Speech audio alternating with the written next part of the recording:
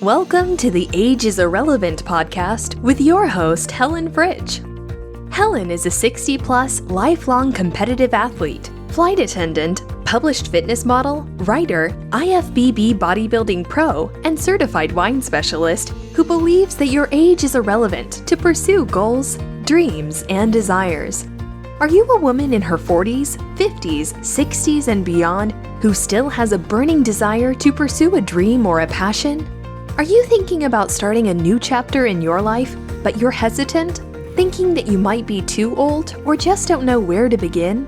The Age is Irrelevant podcast is a podcast devoted to women who want to defy the odds, smash barriers, and redefine happiness and success after 40. It's time to make a difference. There is no need to dread blowing out that added birthday candle every year. A new movement is slowly taking momentum, where being over the hill just isn't relevant anymore. Age labels are being thrown out the window, and women are rediscovering the strength within themselves to make a difference, not only within their own lives, but also touching and inspiring the lives of other women. Join Helen as she and her guests discuss all aspects of aging after 40 and how to make the aging process and those twilight years more rewarding, exciting, and fun. Hello and welcome to the Age is Irrelevant podcast. I'm your host, Helen Fritsch, and this is episode 122. Now today I am absolutely delighted to welcome a very special guest to the Age is Irrelevant podcast. For decades, Dr. John Gray has helped millions of people better understand relationships, communication, and the differences between men and women. He is the internationally best-selling author of Men Are From Mars, Women Are From Venus, one of the most influential relationship books ever written, translated into dozens of languages and touching lives around the world. But what I admire most about Dr. Gray is his commitment to helping people create deeper connections, healthier relationships, and more fulfilling lives at every age. As women enter their second chapter after 50, so many of us are navigating dating, marriage, divorce, companionship, and rediscovering our own value. There is no one better to help us explore these topics than Dr. Gray. It was truly an honor to have him on board with the podcast, and I can't wait to dive into this conversation. Here we go. Hi, Dr. Gray. Welcome to the show. Thank you so much. Happy to be with you. So for my listeners today, I am honored to welcome a guest whose work has transformed the way millions of people around the world understand relationships, communication, love, and connection. Dr. John Gray is the internationally best-selling author of Men Are From Mars, Women Are From Venus, one of the most influential relationship books ever written. His groundbreaking insights into differences between men and women have helped countless couples improve their relationships, strengthen their marriages, and better understand one another. For more than 4 decades, Dr. Gray has been a leading voice in personal growth and relationship education, sharing practical wisdom on dating, marriage, communication, emotional well-being, and finding lasting love. So today, my audience is over 50, mainly. We're going to focus on topics that are especially important for women in our audience, navigating relationships in the second chapter of life. So whether you're married, divorced, widowed, dating, happily single, or just wondering what comes next, Dr. Gray is going to share his insights on finding meaningful connections, recognizing quality partners, maintaining self-worth, and creating fulfilling relationships at any age. Again, Dr. Gray, welcome to the show. Thank you so much. I love talking about this. It's my And favorite thing to talk about. I'm like I mentioned earlier, I have lots of questions and I'm so excited. So let's just get right into it. So first up, finding love and connection after 50. What do women over 50 need to understand about dating today than from when they were dating like years ago, in their 20s, 30s? Yes, short answer. We'll get into longer answers as we go, but the short answer is when you're in your 20s and 30s, your body is making estradiol. It's a form of estrogen that you don't make after 50 for most women. True. And that's the problem. The emotional, the mindset that goes in your brain 5 days before ovulation, your estradiol doubles. And that gives you a feeling of, I need a man in my life, and allows you to feel your need for love and support. It allows you to feel more vulnerable, and that allows you to fall in love. Once you stop making estradiol, it's hard to feel the spark. See, as human beings, we have needs, and when we feel that need, then a spark happens. And Right. you don't have that estradiol to feel the spark, and often you end up mistakenly concluding that there's not any men around, or that my husband just doesn't do it for me anymore. And part of it is you have to learn how to keep making estradiol. Wow, that's I never thought about the whole hormone thing, but you're 1,000% correct. That's incredible. What are some of the biggest mistakes that women might make as they re-enter the dating world, in their second chapter of life, especially maybe after divorce or even becoming a widow? Yeah, um, I understand that. Somebody after the talk you heard me give, I say, hey, you didn't talk about widows. It's not just single women, it's also widow men too. Our hearts are broken when we lose our partner, whether it be through divorce. Even if we wanted a divorce, still we lost a love. We had a dream and the dream died. And we have a spouse and they die. There's a healing process. And I wrote a whole book on that healing process, which is called Mars and Venus Starting Over. And that's a good reference point for people. But a short answer to that is, it's really important to get back into the dating situation. There's a grieving process, but then you want to, as quickly as possible, start going on dates. And in your mind, as a woman, I'm not expected, nor do I need to have sex. Don't wait to have sex. The need to have sex, the desire to have sex, or to feel sexually obligated. Relationships are based upon relating to each other as human beings. And sometimes some women will say, I just don't want to have to go through the whole process of getting naked in front of a guy. Okay, just to put a little Hmm. humor in it. You're just like, I don't Right. want to have to do all that. And so part of the challenge is when you're not automatically making estradiol, and we'll get into how you can make it, because you can. But when you're feeling a sense of self-sufficiency, I don't really need a man. I don't really need that, but I want that. I would like that. That would be nice. So what happens is a man comes into your life, he shows interest, and he wants to buy dinner for you, for example. And you go, no, I'm richer than you, or I don't need that. I can do it myself. Okay. No attraction will happen as a result from his side or from your side. You should have no obligation in dating a man that you should give anything to him. Men are hungry to give to women. The greatest gift a woman can give a man is the opportunity to do something nice for her. So now it's free of obligation, because it's again, I don't want to get caught up in having to give to anybody. I'm tired of giving to everybody. I can take care of myself, kind of a thing. So you want to take the risk of going out on make yourself available to go out on dates with no obligation to have another date, no obligation to be in a relationship, and times 10, no obligation to get undressed. This is just, that will just stop you cold in your tracks. But Hmm. what you have to know is that every man in his 50s, he's lonely. He just wants to have conversation. A lot of them can't get it up anyway. So it's not going to happen. And he needs some feminine energy. You need some masculine energy.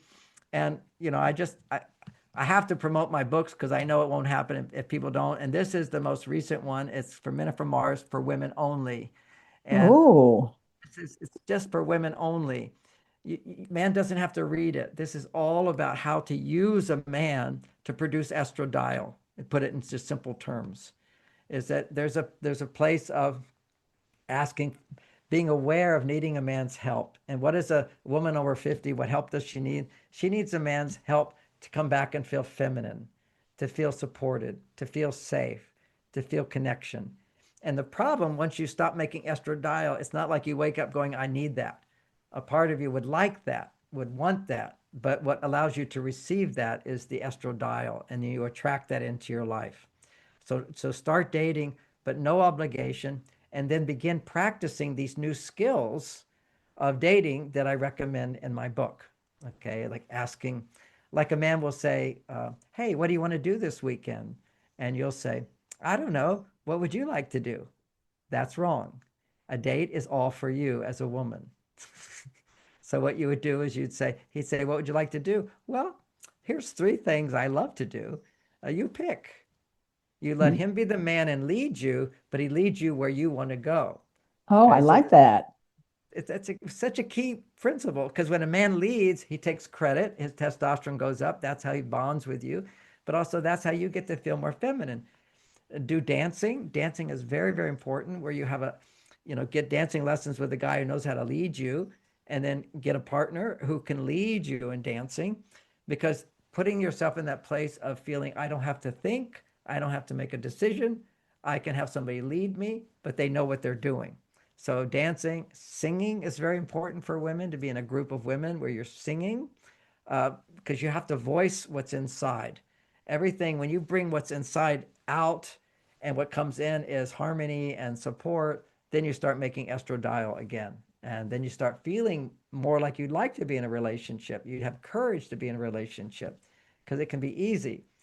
But a lot of times when it's divorce or we haven't gotten married before, it's usually because we have some uh, suffering experiences with the opposite sex. And I don't want to go through that again. And so with my work, I explain how both of you didn't understand how to create a relationship, because the challenges we face today have never been faced in history. The challenges have always been more men as provider, woman as homemaker. And now we have women as provider, women as independent. It completely changes the hormonal balance inside of her. So a man, when approached the right way, and if you're older and you have sons, you can approach them in that way. You've got to get men working for you is the key to this. And that's the secret, is that men uh, supporting you. Feel that masculine energy. So lightening your load so you don't have to do it all. I like that. And just as a follow-up, are men looking for different things in a partner after 50 than they were like at 30 and 40? Well, the younger they are, the more they want sex. The older they are, they may not be focusing on sex, um, but what they want is to feel a woman's love. And there's a particular kind of love that women can give that men may not be able to articulate, but it's what they're looking for. And when I say this, men will always agree. What they're looking for is a woman who doesn't complain about him. Okay. There's no, he's getting the message that he's enough. This is the word acceptance. And it's so important to men to get the message he's enough. Now, how do women unknowingly give him the message he's not enough? Certainly he could be complaining, but in the dating, you know how much they complain about. But way he get a message he's not enough is if you try to help him solve a problem. Mm. And usually by your 50, many women are way more competent than the men they meet. And so they have a feeling of, I have to help him, or I can explain to him. Maybe you're even a coach in life, or you're a marketer, and now you're going to go help him market. No, don't use any of your competence except your femininity to need help from him. And that's the way you get help from him, is you're getting companionship, you're getting his caring, you're getting his understanding, his support. But what you give to him primarily is you give him the opportunity to help you. So don't help him. Don't give advice to him. Don't suggest to him, oh, you should do it this way, or you should do that, or why aren't you doing this? All of that is going to be even more sensitive to that man who's already 50 years old. He just wants peace. He wants somebody to say, I accept you as you are, and you're a big help in my life. Without you, I have to do it all. And I would prefer to not do it all. I have a helper. And when he helps, then to appreciate that what he has done to help you. And so I have lots of games in my book. Once you're in a relationship with a guy, this is one, we have married couples as well listening, and women who've been in relationships. You can reflect on having a more optimistic look towards having a relationship, because that's a big key factor. Confidence and trust that I can have my next relationship can be better or as good if your partner's spouse, if they died and whatever. So you want to have this sort of optimistic experience. So one of the fun tools is the 5-minute ask, which is in a relationship with a man, you're living together, and you say, let's make sure that we build our love bank up, so we're always feeling juicy and loving.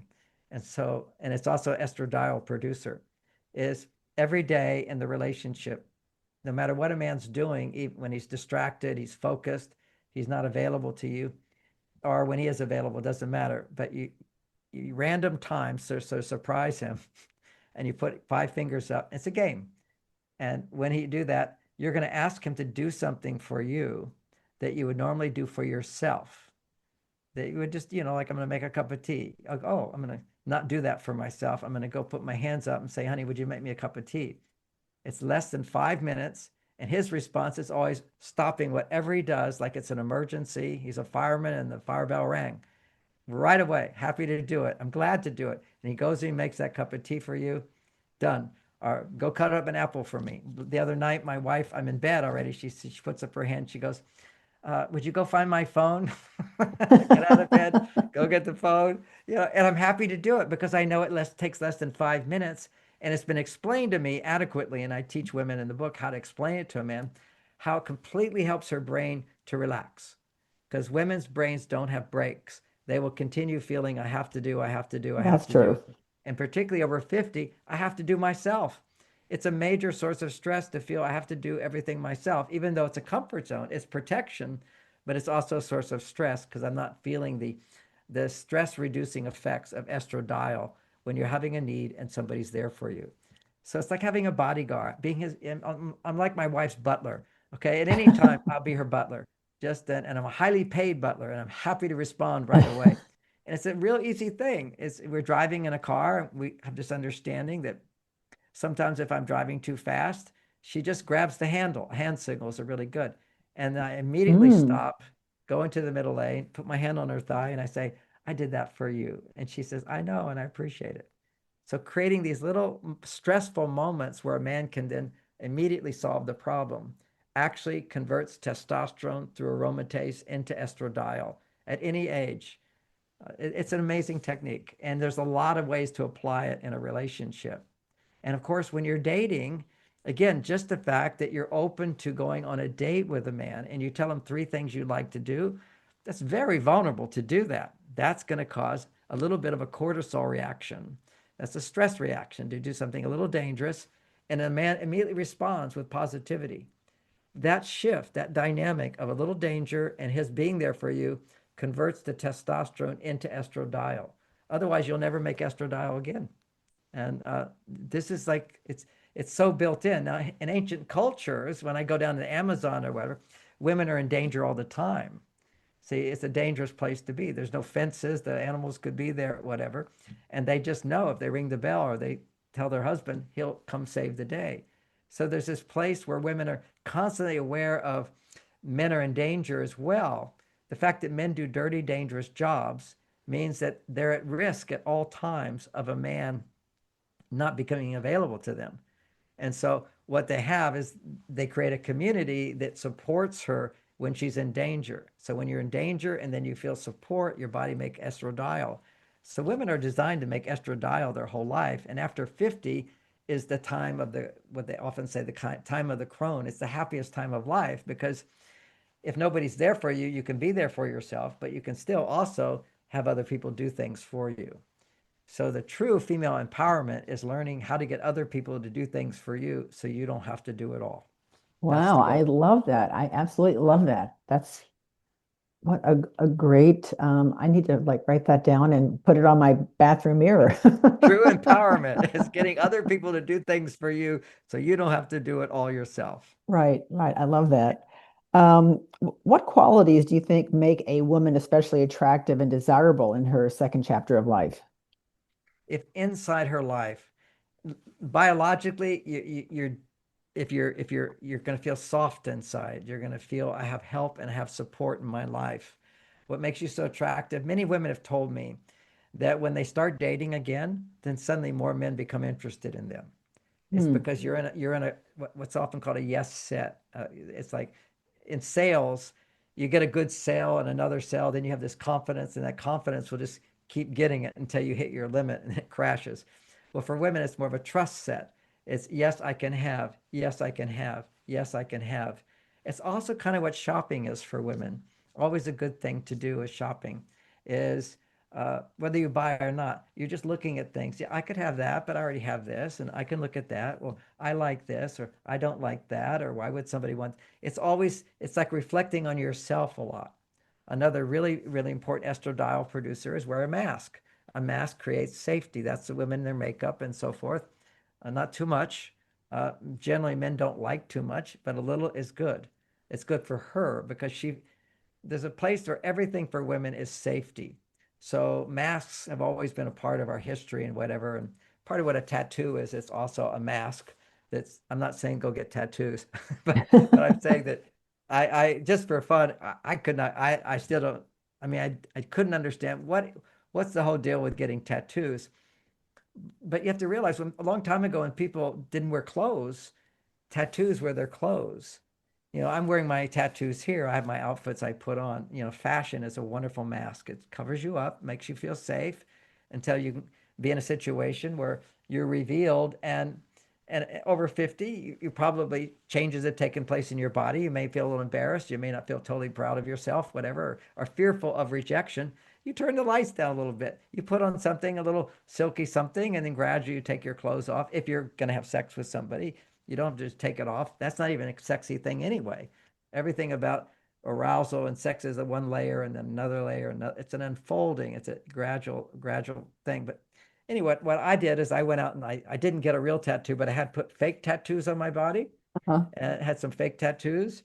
I felt so safe. I couldn't believe it. It was like I had armor on. And so this is for people, they get addicted to it because it really makes you feel protected from the world. Ideally for me, wearing a shirt's enough for me. I wear a t-shirt as well. And I also usually wear a light windbreaker, like 3 layers of safety for me. But for some people, that's their thing. But originally it came from the fact that people didn't wear clothes. They're out in the sun all the time, and Right. it becomes a protection for you. It also has meaning to you. It protects you. Okay, so changing the topics, understanding men over 50. What do mature men truly want in a relationship? Okay, so we're doing I can't do the whole talk, but recently I gave a whole talk on what men truly want. It's at John Gray, Mars, Venus, just so people know that's on YouTube. John Gray, Mars, Venus, what men truly want. And what men, first of all, understand men. Simply put, men want less, women want more. Oh, This is just the dynamic. Because women want more, they think to get a man's love, they have to give more. Because if I want a woman's love, I have to do more.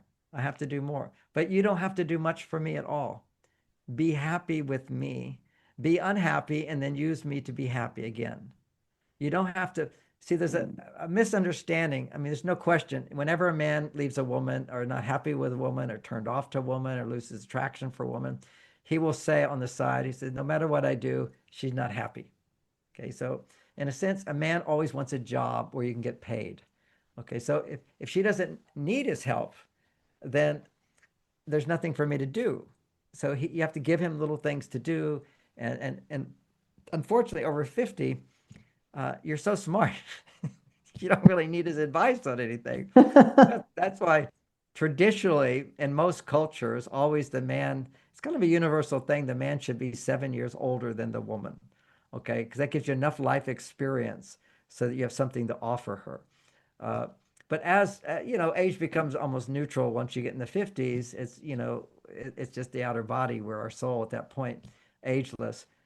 So what a man wants to feel is that he is significant in your life. He can provide something of significance to your life so that you will be happier in life. So the subtitle of this new book for women only is what is it? It's Be Happy With or Without a Man. Okay, so when at 50, you want to culture your ability to be happy and then without a man, so that when you're with a man, you're still producing the estradiol so that you can be happier with him.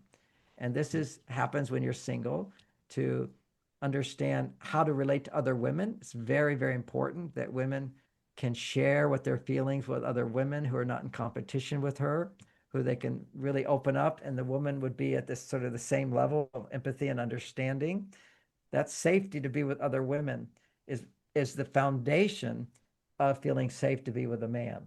Because you have to think of a woman as in biohacking, we know we need certain vitamins and nutrients and right. whatever. Okay, so I need my vitamin D, But for my vitamin D to work, I need vitamin K2. Say this otherwise vitamin D doesn't work. You have to get your vitamin K2. Well, where do you get that? You get that from organic butter. So a man could be your vitamin D to take you to a higher level of happiness. But if you don't have K2, vitamin D won't work. You've got to have your girlfriends. You've got to have a life where you're sharing with other women. And if you don't have that, you can get that with a therapist or a coach, someone who can help you feel safe to express what you feel. Another vitamin you need is like, I spend at least an hour a day learning something new from YouTube. I mean, I learned so much. Everybody's available. All the wisdom in the world is available on YouTube. I always go to something that is interesting to me and I learn. If you're not learning something new, if your curiosity is not stimulated, you go into a flatness. So you need to learn something new. You need to have other girlfriends, relationships with friends and support. Then you're not needy when you approach a man. And so sometimes a woman goes from, I don't need a man, to I'm needing too much. Okay, I'm not getting enough. Because whenever you're with someone and you're feeling like it's not enough, well, you're too needy. That's what neediness is, hey, I need more and I'm not getting enough. So what do men want is they just want to be enough.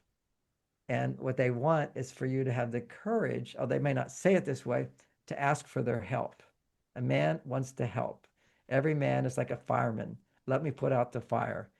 It's just that we don't, one is that women above 50 don't always have fire. It's self-contained.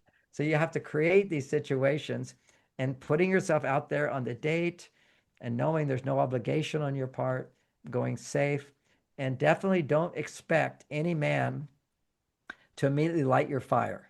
Okay, that fire, you have to build that fire. And the older you get, the more you need to build that fire.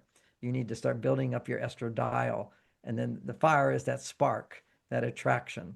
So what you want is safety, but then you create danger by doing techniques like being bold enough to say, here's 3 things I would like to do. And then when you go on a date, then you practice. And a lot of these ideas are in my book, Mars, Venus on a Date.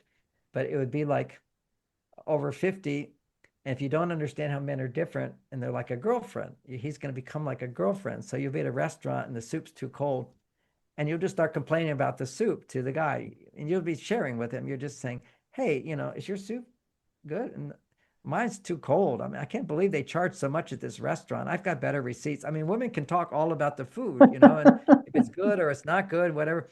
And you have to recognize if a man's on a date, it's like you're talking to the chef. You're criticizing his food, because when he provides something for you, he tends to attach to, I did that. So if you just have a little mindfulness here, which is we're on a romantic date, we're wanting to create a situation for me to feel cared for him to feel successful.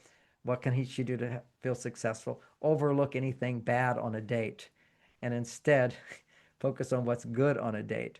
And a woman might not know that, because if you're with a girlfriend, you can have a great date together, talking about how bad the restaurant is. Let's never come back here again for sure. Let's take a pledge, Just like, so it's, you have to realize you're dealing with a different species of a person. And yes, you have to, you can't just put it all out there and just say what you want. You don't have to. You can do that with a girlfriend.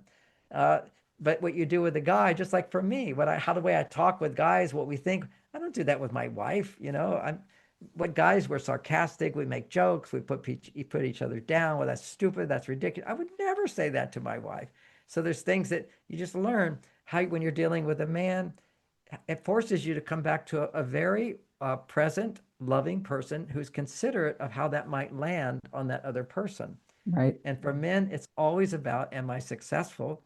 And for women, it's always about, am I being respected? Am I being understood? Am I getting consideration? Do I have significance in that way?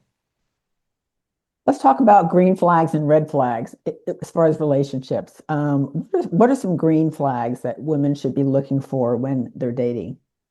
Okay, I'm going to do green and red at the same time on this one. If you're expecting your body to be physically turned on by a man over 50, and if it doesn't get turned on at all, it doesn't mean he's not the right guy. Okay? You might feel nothing. And what you want to do is start to establish, because if you're not making estradiol, you won't feel anything unless he's dangerous. Okay, even If you're over 50 and a guy is dangerous, meaning he's married and he's not available to you, intuitively, you know it's dangerous. You might feel attraction for the guy over 50 because he's not really available to you, or it really is dangerous. He can have some drug addiction. He's just not safe. And that might excite you because danger will produce estradiol if you imagine that you can get what you want from him. So to be turned on right away is not something is not a green light, and it's actually a red light. And the right guy for you is the guy that doesn't stimulate something right away, but as you get to know him and begin to feel safe and open up, then it's a different type of danger that you feel. You're going to be asking for help. You're going to be revealing of yourself. You're going to be more vulnerable. And that level of danger, and if he can be present for you. So that's one red green flag, is that he's more interested in you than you're interested in him, is a green light. If you're more interested in him than he's interested in you, it's a red light. That means your old habit of, which ruined so many relationships in the past, is what women easily fall into, this dynamic of what was written in another book that I like very much called Codependent No More. You've heard the term codependence? Yes. It's kind of hard to describe. A guy was writing a whole book about it. And it was so funny because he says, it's still hard for me to explain it to people. Real simple. Whenever you make somebody else's needs more important than your own, that's codependent.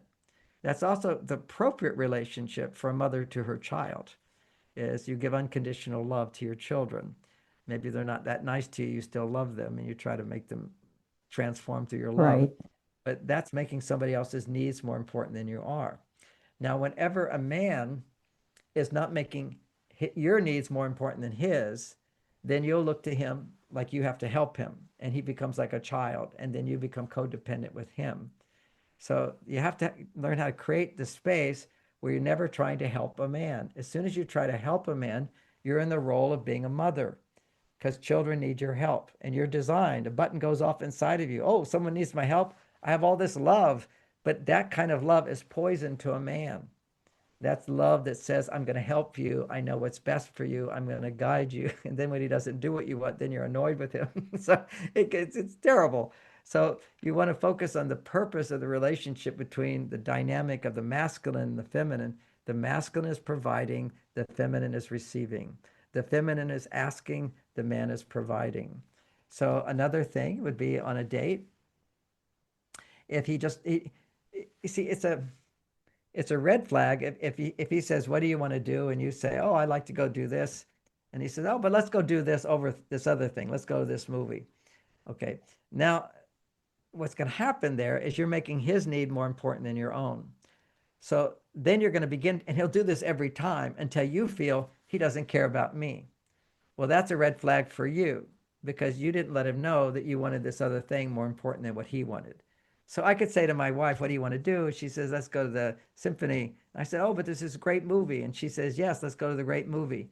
In my mind, I go, she wanted to go to the great movie. Right. In her mind, she's saying, we'll go to the great today for you, but tomorrow for me. Mm-hmm. I don't hear that. I hear today for me was also for you. So what you get is you create a narcissistic, what you think is a narcissistic man, but he's not. You trained him. You didn't ask for what you need and what you want. And so often women just think, oh, they're just selfish. They just don't think about you. They don't think about you, but not because they're narcissistic.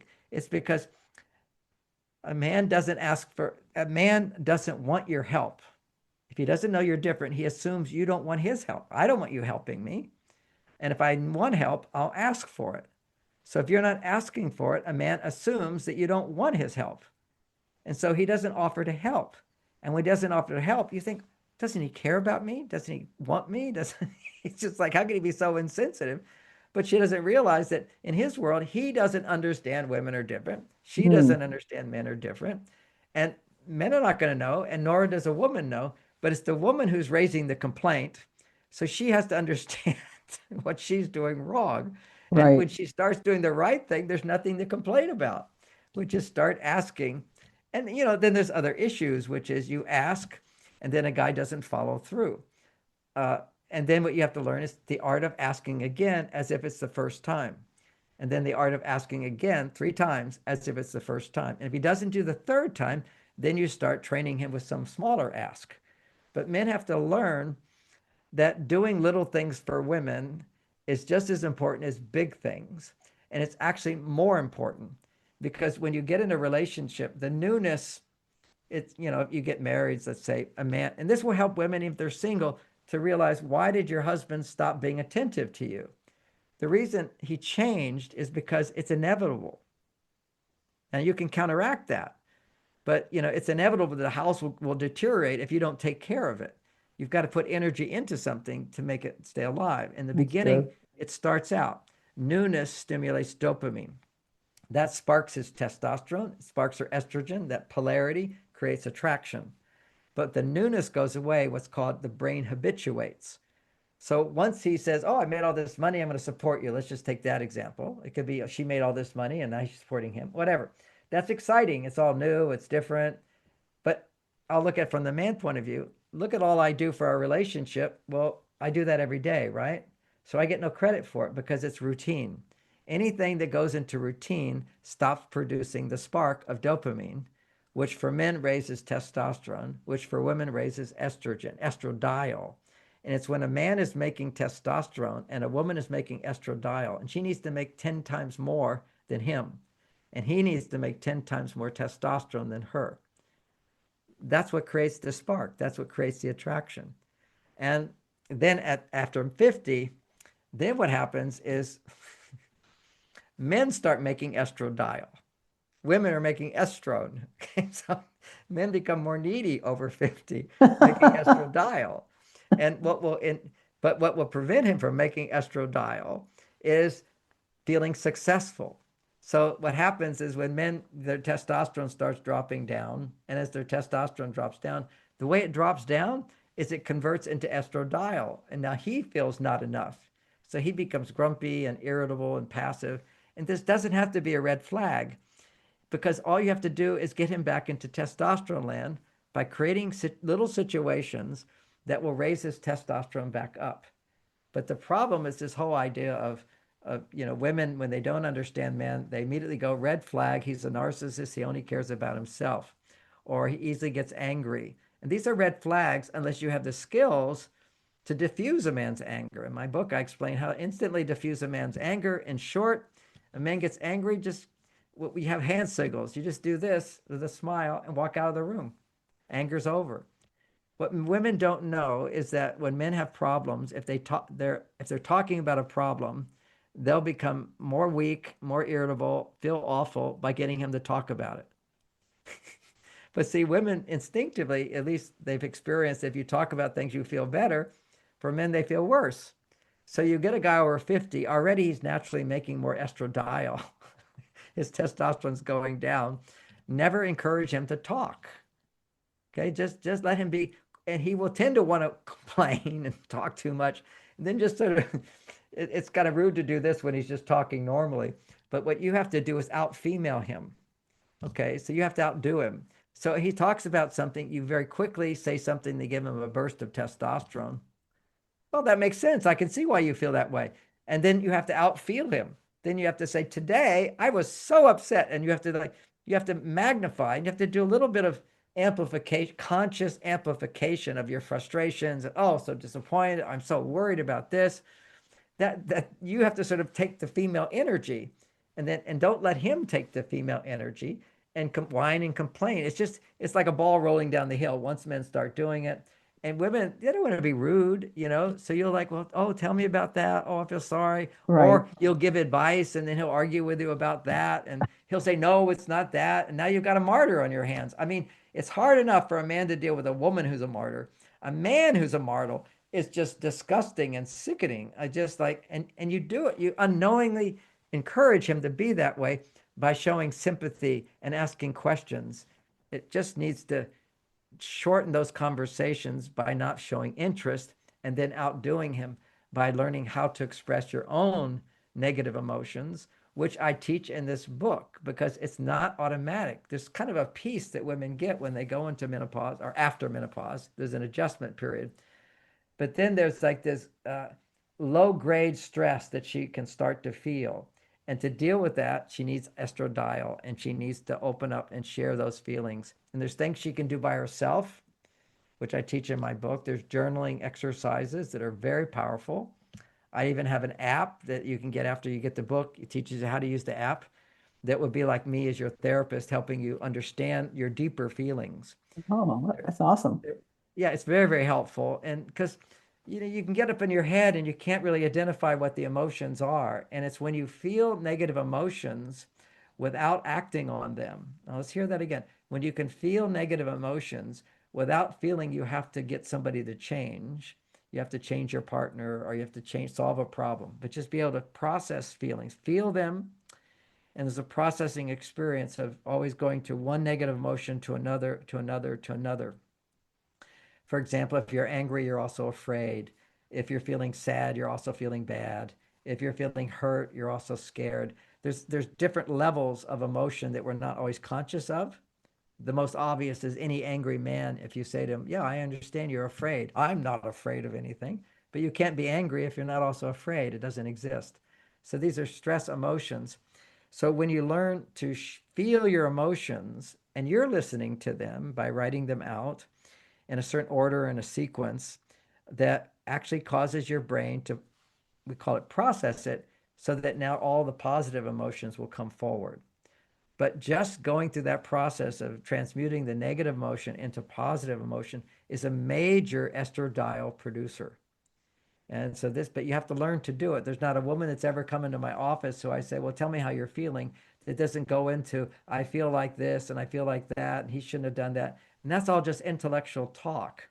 Whenever you see yourself saying, "I feel like," it's really, "I feel sad because," or "I feel frustrated because," or "I feel abandoned because." There's a strong emotion underneath that, which you glaze over by saying, "I feel like he doesn't love me." And then you're just affirming to your brain he doesn't love you, instead of feeling disappointed because I thought he loved me and he's not loving me. Immediately your brain will hear that and go, "Well, wait a second. Over here he did something. Over here he did something." That's called processing emotions. And women are not taught how to do that. Men don't know how to do that. Men don't need to do it as much, but as they get over 50, it would be great if they also learn to do that, because they have more emotion, because their Right. estrogen is so high, their testosterone is going low. And it doesn't have to be that way. When men start learning, the way you introduce a guy to this book, because you have to learn this stuff, and I'm just saying the books explain it. If a woman is getting better reading this book and she's changing and she's practicing the little skills in here, then the man becomes curious, because this becomes his friend rather than his enemy. Because Oh, many books on relationships are all saying how men should change. And my whole message is, whenever you try to change a man, you'll get resistance. And what you have to learn is to create a space for a man to give to you, because he already wants to give to you. You're right, not changing him. You're just giving him the opportunity to find that part of him that wants to give to you. right. Let's talk about modern dating challenges. What are your thoughts on online dating for women over 50? I know a lot of women have found people uh, that through online dating. It's really awful too. I know women are just like, "I'm tired of it." There's a lot of rejection that women over 50 will experience, because men are very visual. Okay. And so if he doesn't fit his stereotype of visual, she can feel rejected. Uh, and so you can have that. So a lot of women, they'll put pictures of them when they're younger. And then when they actually meet, if your chemistry isn't there, she'll imagine that, "Oh, it's because I look too old." It's not you look too old. It's the energetic connection.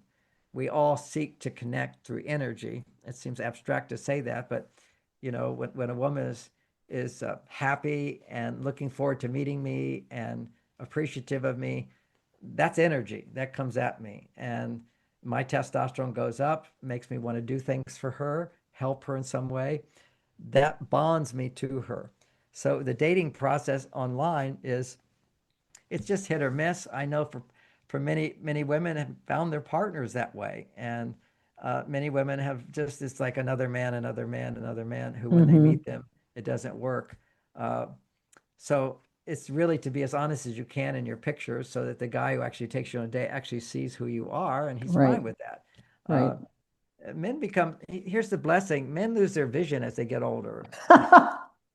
You know, I can't see wrinkles. You know, my wife said, "You see these?" I don't see wrinkles at all. Uh, and we're not as picky as we get older. What we're looking for, what we really want, is a woman who has some things in common with us. So we feel like there's places where we're in common, who seems relatively happy in her life. We meet her and you have nice conversation about things that you're in common with. But also a red flag is don't expect everything to be in common. Differences is what creates the attraction. Having things in common is what creates harmony.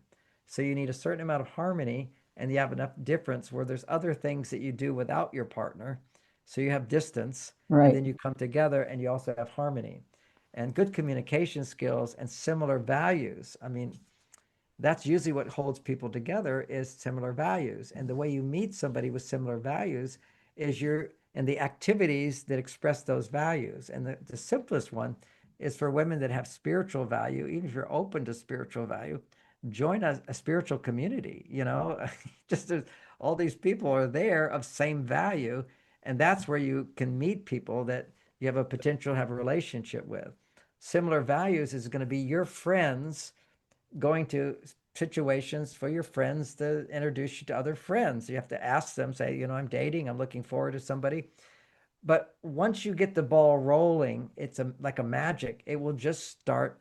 Men will start being interested in you, and but you have to energetically be available to go out on a date with somebody and not have it turn into a marriage, not have it turn into sex, but companionship. It's just you want to have companionship, a friend. You know, we can start out, but even with a friend, you want to make sure he pays for the meal. Okay, so there's the potential for bonding occurs when a man is providing what you would like, more powerful if you let him know, here's three things I would like. It's a real key thing. Then he has to pick. So that means that he gets to own the success, but he's assured that he can make her happy. That's a whole dynamic there, which is key. On the date, make you don't ever the way you express appreciation for him is to express appreciation for what he provided. That was such a great movie. That was such a great play. I so much enjoyed going on that walk. Meeting your friends was so much fun for me. So let him know that what he's providing for you has been a positive experience for you. And Right. so you don't, you know, dating is just to hook up, but the key is to meet somebody. And you meet them, you practice your skills. And the skills is in learning how to be increasingly vulnerable as opposed to trying to impress somebody. Right. What do Impressing you, people. I'm I'm sorry, sorry, go go ahead. ahead. Well, I just wanted to say is that you want somebody who's going to see the real you, but it's also the positive side of you. But don't have to Right. build yourself up. The more you can, in a sense, be vulnerable and not have your life together, but just enough that you're happy in your life. But that the tone of voice is being with him is making you happier. That's the theme. Is a man feels that I'm helpful in your presence. I'm providing something of significance for you, Right. and you're not trying to earn to to be significant for him. You're not trying to be helpful. Some women want to be helpful. They want to do things for him instead of ask him to do things for you. And that Right. could be asking for advice on a date. That's a really good thing. I'm thinking of investing in this thing here. And what do you think I should do? What's been your experience? And then if he gives you his idea and you say, "Oh, I already tried that. That doesn't work." Don't say that. Just say, "That's helpful. I think that will help me figure out what I want to do." So you set it up so he doesn't feel like he's insignificant. Right. On these dating apps, there's a lot of my friends are on dating apps, and a lot of my friends are getting ghosted by men. Um, Yeah. and they have no idea, and they don't really know how to respond to that. I mean, what are your thoughts on that? Well, I have a whole book coming out, which is called Why Men Pull Away and Ghost. It's, see, there's two things. Sometimes it's just not a fit, and men know it's not a fit, and they don't want to come back and talk to you because you're going to say, "Hey, are we going to going to go out again?" No. And then you're going to say, "Why?" And he has to be critical of you. And sometimes it's just the energetics of it, but sometimes it's the woman putting out the wrong energetics. Oh, Okay, yeah, so this that's is true. those things. The book on Why Men Pull Away. I have 7 major ways that women tend to unknowingly sabotage the attraction a man has. I mentioned a Oh, couple just then. As one is, in order to have your own sense of importance, uh, argue with him. about something. Okay, quick thing. I went off to Saudi Arabia for the first time many years ago, and I had dinner at night. You know, they take care of me. It's a restaurant under the stars. There's 500 people in the desert all eating. I was so impressed with them because all the women were talking, all the men were talking, and all the kids were talking in all separate places, and nobody was on their phones. They all have phones, these are well-to-do, but they were actually relating. So this was one good thing I liked about that culture. And this feminist woman who's my good friend, very good friend, and I said, well, here's something good about Saudi Arabia. How could you say that? They're sexist. They don't let women do. She just got so mad about it. And I said, I can understand that. I'm with you. I was just pointing out one thing. Well, you shouldn't be thinking that. There's nothing good about that. That's an oppressive culture. So, Oh, you know, and I would never want to be her friend again. I mean, I'm still friends with her, but it was just kind of like, watch what you say to her. You know, right. she no longer became somebody I was so comfortable with all the time. So arguing just to make a point, you can say to a man, different point of view, and don't pretend like you have the same point of view. Pretending doesn't work either. See, well, that's a good point. I also have a different experience. I have my experience. And in some cases, let there be a coexistence of different points of view without there being any tension on your part. Because women, you know, kind of want, we should all agree on something. No, we don't have to agree on it. And so that's one situation. Another is talking about how successful you are and what you can do, kind of like your resume. Don't need to do that. Okay. It could make a man shrink if your resume is bigger than his. So Mm, it's just, you don't have to lie. It just don't emphasize, you know, some women are like, oh, I do this and I made this much and I'm a coach and I can da da da. You know, it's just kind of, okay. It's just like, there's no room for me in this. So he needs to feel that there's a place where he can have significance in your life. Another one is when he's talking, just know that just like women need to get reassuring messages that they're significant, important, that I show interest in you, I ask questions. One of the things women will do, because they so much want a man to ask questions and be interested in her, right. they'll ask questions of a man. So the date becomes kind of like a job interview where she's asking him all these questions about him. And in her mind, she's thinking that he's going to reciprocate and ask questions about her, but he never does because he's just trying to please you. And if you ask him questions, he'll just keep answering questions and he never gets to know you. And so, literally, once a man gets going, you ask him a question, he gets going.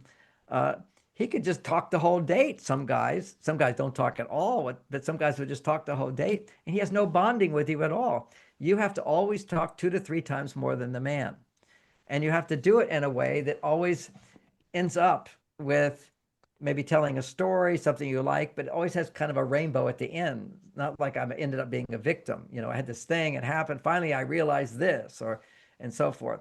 Then another thing that happens is you have a date with a guy, all seems to be fine, and he doesn't call back. Nothing happens.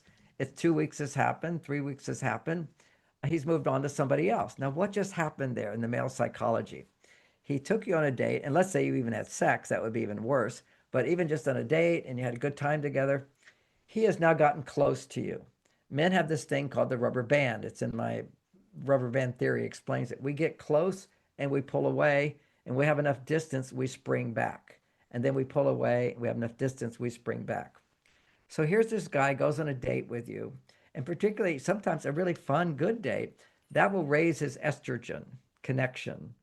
That then suppresses his testosterone. He needs to pull back for a while for his testosterone to come up. So he spent time with you. Now he's away from you. He doesn't miss you yet. It takes him longer to miss you. 2 weeks have passed and he thinks I'm going to give you a call. And because now he's feeling good again and he's missing love. And if he's younger, he's probably horny, or if he's older, he's just missing companionship. So now he's going to think about calling you. And he's terrified on some deeper level. He doesn't conscious of it, that you're going to say, why didn't you call back? Where were you? Why did you not call me? You know, Right. why did you ghost me? That's true. So he's afraid of having his hand slapped, and he's afraid of it hurting your feelings, or that he has hurt your feelings. So he'll just put it out of mind and go to somebody else because he didn't significantly bond with you. So what you do, one of the things you can do to test this out, because sometimes that really is true. He's waited a few weeks and now he thinks, oh, she'll be mad at me if I call her up, and then forget you because he didn't bond enough with you. So then the next thing happens is what you do is a week has passed. There's no connection. It seemed like you hit it off. You just send a FYI note. And I talk about different types of things you text, but it looks like this. You'd say, hey, you pretend in your mind that he called you up and he said, how was your day? And you're going to express something about your day, short, brief, that was positive.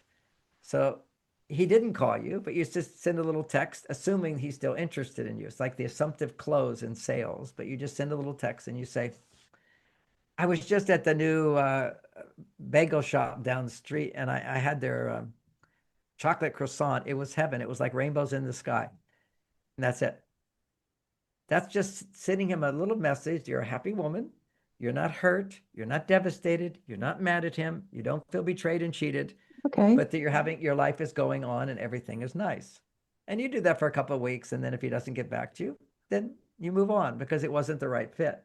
Or you reflect and you kind of read my book over the 7 ways that women will tend to unknowingly sabotage connecting with a man where he feels I'm not successful in her presence. He needs to feel successful in your presence. And it can be as simple as paying the bill. It can be as simple as splitting the bill. You know, he doesn't ignite his spark. See, men have a spark too. You got to get his spark going. Right. And that happens when he feels she's dazzled in distress and I saved the day. See, and it's an exaggeration, but that's the polarity of the spark. Right. Estradiol, woman needs help, man did something for her. Another type of text, it could just be, hey, without saying anything about the date, whatever, just like, you could always say, I so much love that movie. It was great. I was thinking today I was going to do this. What do you think? You could ask him a question. That's also another thing you can do, his expertise. And then he gives a little expertise. But definitely don't say, are you going to call me again? Don't talk about do we have a relationship? At any stage, never talk to a man about the relationship, but don't have sex with him. That's when you talk about the relationship. When you're having sex, you basically explain that I like to go slow, like to be in a committed relationship before I have sex. Certainly I would enjoy that, look forward to that. I know how good it will be, but I need to get to know you better. And I also need to know I'm in a committed relationship. That's where their relationship conversation comes up. Is there monogamy? Well, there's just an assumption that I like to go slow. I don't just have sex right away until I'm in a committed relationship. He might say, well, when's that going to be? I said, well, just take time. How's it going to be? I said, well, I'll let you know. And then he relaxes. Occasionally he might even say, are we getting to that place? He said, almost. It's the same thing with my wife. Okay. Good communication in marriage. Sometimes I want sex where she wasn't in the mood, and then I would like be waiting. You know, I would go on a trip and come back and want to have sex, and she'd say, "Well, I need to get reacquainted. We need to connect." You know, women need connection before those feelings can come up. That's the estradiol. And I used to get so frustrated until I learned one communication skill. It was okay, just let me know when you're ready. And then I wouldn't be like looking and impatient, whatever. I would just, Right. I would have my confidence that I just do my good and to get reacquainted. I'd take her on a date. We spend some time together and then she'd let me know. And we had even ways to let her, sometimes she felt uncomfortable saying, you know, I want to have sex now. Eventually she learned to say that, let's have sex tonight. But in the beginning she didn't. So she would just, what we did in our marriage is she would put out pistachios. Somewhere along the line, I said pistachios increase my testosterone. So she just put out pistachios. Some women would That's say, I brought funny. home a bottle of wine, you know. So, you know, you have a little signal. You know, sometimes I tell couples just have a candle when she's ready, just light the candle so he knows that he can make an advance without feeling rejected 3 times. Right. Right. I have 2 more questions for you, if we can do that. One is if you could give a woman over 50 one piece of relationship advice, what would it be? To recognize that throughout your life, you've had relationship issues where it felt a man loses interest in you. And he only loses interest because you're not communicating to him situations where he can be helpful. Men become more interested in you when you become a job that he can do, and that you're appreciating him for it. And to do that is lots of different skills and tools I put in my book, but create opportunities for him to be successful in your relationship. I love that answer. And what is the greatest lesson that you've learned about love from your own life? Well, I'm always learning lessons. The other day, my wife overreacted about something I said, and she had a big, huge reaction to it, and it was an overreaction. And I know not to get upset. I learned never to get upset at my wife when she has an overreaction and get her to talk. But this time she wouldn't talk. And so my job in my mind was always to just say, well, let's talk about this. Tell me what it is. And she won't talk. And then in my mind, I go, I'll do some nice things around her, make it safe, and I'll ask again. And then I'll ask again. And this time she wouldn't talk to me. So after the next day we talked about it, I got her talking. And she said, well, you only asked 3 times what I was feeling. And then you were impatient. It was your impatience. I don't feel safe talking if you're impatient. I said, well, how many times do I have to ask with patience? 10 times. So I just learned this morning that next time my wife, occasionally, it's rare, but she shuts down, she's upset with me because she's overreacting about something, I need to gently ask her 10 times, what's going on? Tell me what you're feeling, and get her to talk. That, of course, a long time ago is the realization that if I can get my wife to talk, she can't stay mad at me, because a woman just needs to share what she's feeling and feel safe while she's doing it. And then the stress level will go down. But it has to be me responding. Another big one that was a big transition in my life was learning that when I'm upset, never to talk. Because if I'm upset, if I have anger inside of me as a man, it means already my estrogen's too high.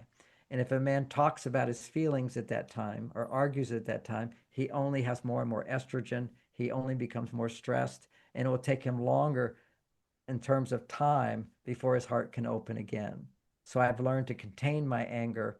And if I can't contain it, then I will take a time out. And we just have a signal, which is, okay, I'm going to take a time out, do something to raise my testosterone, and I'll come back and we can talk about this again.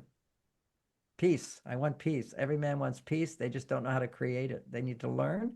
And if he doesn't read the book to learn, women can teach him in a way that doesn't sound like she's teaching. Right, right. It's an art. And I explain how to communicate to a man your wishes and wants, so he'll listen and want to respond. Well, you had a mouthful just then. It's an art. You are totally right. Relationships are an art. That's for sure. No question about it. No question about it.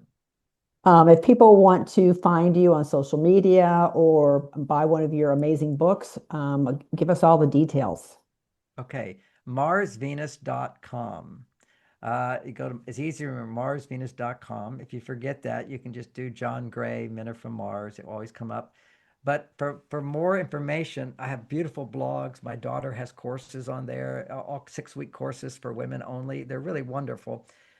Also, I do a lot of content on YouTube at John Gray Mars Venus or Mars Venus John Gray. Lots of videos on different topics, answering big questions. A little bit longer answers than we covered, but boy, we covered so much. I'm really glad you were committed to those questions, because I gave short answers and we covered a lot. No, we did cover a lot. I can't wait to release this podcast. It's going to be awesome. Thank you again for spending some time with me. I greatly appreciate it. Your speech at the conference was amazing, and I was just sitting there listening to you, pretty much mesmerized. And I thought, I've got to go home and find that, because I have your books, and I'm like, I have to go home and dig up that book. I need to read that again. So. It's a good one because it covers all the basics, but the skills for the modern woman after that book are I'm going to buy that book. For women only. It's really quite wonderful, because you've already read Men Are From Mars, but you'll want to review it because it really goes into great detail. Men's cave, women need to talk, how to process feelings. The rubber band is probably one of the most important things. When men get close, why they pull away, what makes them spring back. If they're stuck in their cave, how do you pull them out? When they're stuck in their cave, how do you pull them out? That's what this book does. It answers the questions. When people applied Men Are From Mars, lots of questions come up, so they get answered as well. Awesome. Well, this was fabulous. Thank you so much for everything. And I hope you have an amazing afternoon. Well, thank you so much. And you have a great day too. You too. I sure hope you enjoyed that conversation with Dr. Gray. I thought it was fantastic. And here are 4 core takeaways. Number 1. Shift from doing to receiving to balance hormones. Women over 50 often spend decades in a highly independent, task-oriented, masculine energy due to careers or managing a household, which raises stress hormones and depletes estrogen. To successfully date or build companionship in midlife, Dr. Gray advises intentionally stepping into the receptive, the feminine energy, allowing a partner to provide, plan, and perform physical acts of service which boosts your beneficial estrogen levels and prevents midlife adrenal burnout. Number 2, guard against hyper-independence, the I don't need anyone trap. After a divorce or a long period of being single, women naturally develop a high autonomy, raising their testosterone. Dr. Gray warns this can inadvertently cause you to view a partner as a job interview or feel like that you are the better man in the room. A high-quality masculine partner bonds by investing in you and feeling successful at making you happy. If you show him you don't need anything, he will lack the biological motivation to commit. Number 3, clear out past resentments before starting over. Now, whether navigating the grief of divorce or a dating disappointment, your next chapter requires a clean emotional slate. Dr. Gray stresses that entering the dating world while secretly harboring the belief that all men fail or all men cheat acts as an energetic barrier.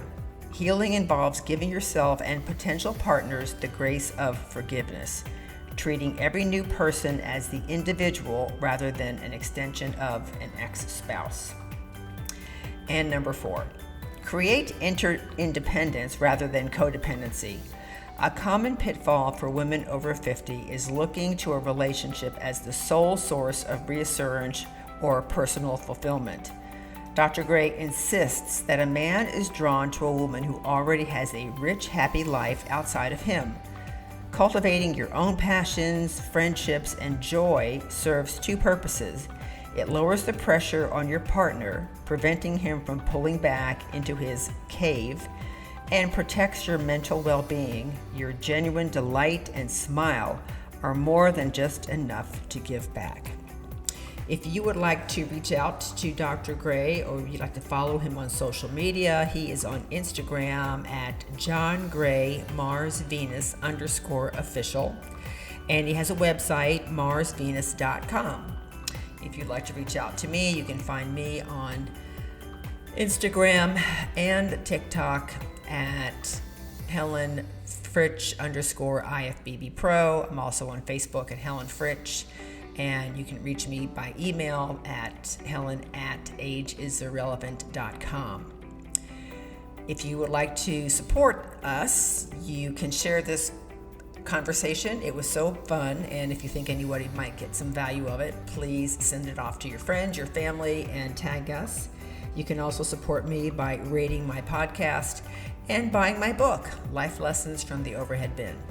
Until next time, as I always end all my conversations, age truly is irrelevant. Take care. Bye-bye.